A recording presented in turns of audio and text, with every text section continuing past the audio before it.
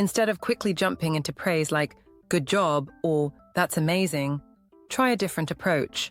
Focus on describing exactly what you observe. This type of feedback can be more meaningful to your child because it shows that you're paying attention to what they are doing without evaluating or judging it. For instance, instead of saying, "That's a great tower," when your child builds something with blocks, you could say, "I see you used all the red blocks to make the bottom part and then put the blue ones on top." This shows that you're noticing the effort they put into their creation, which helps them feel proud of their hard work. Here are a few more examples. Instead of, "Well done," say, "I noticed you sorted all the crayons by color. The red ones are here, and the green ones are over there." Instead of, "Great job tidying up," say, "You put all the dolls in their box, and I can see all the toy cars neatly lined up on the shelf." Instead of, "Nice work," say, "I see you've drawn circles around all the pictures that have animals in them." If you're in a rush or don't have much to say, even a simple, "You did it," can work. It lets your child know you're paying attention, without passing any judgment on whether they did it right or not. By doing this, you're focusing on their efforts, which encourages them to keep trying without worrying about being judged or compared. By the way, if you are looking for an amazing nursery to send your little ones to, check out our website at purplebeesdaynursery.com. Emma's story, The Brave Climber.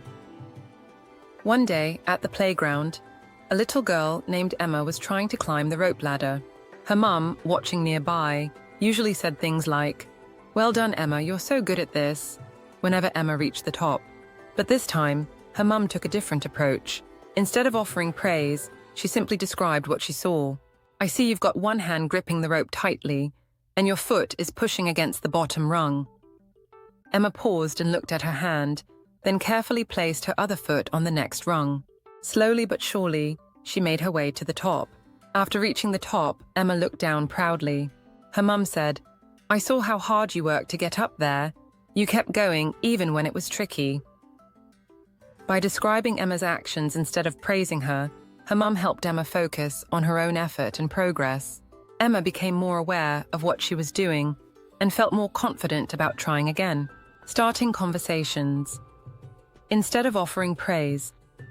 Instead of always offering praise, you can also try starting a conversation about what your child is doing. This approach shows interest and can spark their curiosity. Some examples.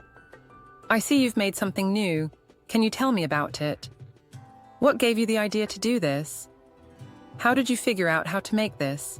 This reminds me of something in a story. What does it remind you of? What do you think you'll make next?"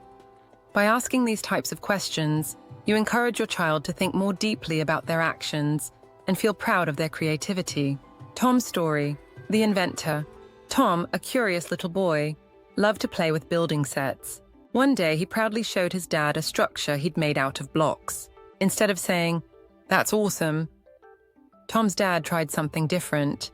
He said, "I can see you've built a tall tower with a bridge at the top. It looks like you worked really hard on it."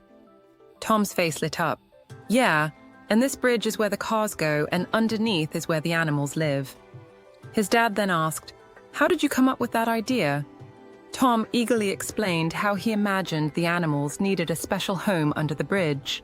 By starting a conversation, Tom's dad discovered much more about his son's thinking process and creativity. It turned out to be a fun and meaningful moment for both of them. When you switch from offering general praise to describing what you observe and asking questions, it helps your child feel seen and valued for their efforts. This approach not only motivates them to keep trying, but also helps build their confidence and creativity in the process. Don't forget to like, subscribe, and share if you find our content helpful and informative.